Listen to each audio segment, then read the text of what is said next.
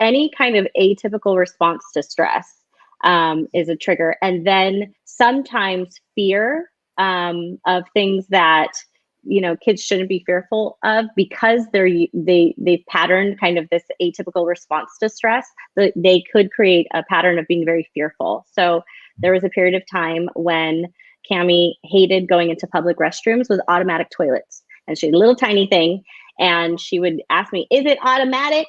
Like that, like little tiny, like 2 years old. And it was because she was so fearful of that noise triggering without her control, and it would throw her into Moro. And so kind of things like that you want to look for. I will tell you, trying to parent a kid who is in a full Moro response is hard, especially if you're in public. You always feel like you're being judged. Any kind of deep pressure, like squeezing or holding, because it makes the child feel secure and safe. The Moro points are, when we talk about reflex integration, I don't know, let me see, here we go, are the inside of the elbows.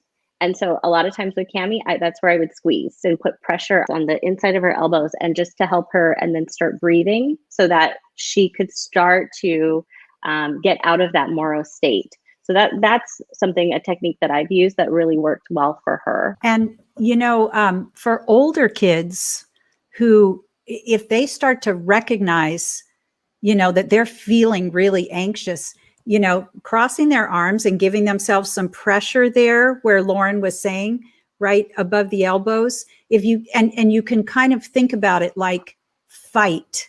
Okay. That's so pressure there above the elbows. That's kind of the fight response that you can settle. And then, also right around the knees. So just above the knees, so if they put their hands under their legs and just kind of squeeze there, or of course you can do that for younger children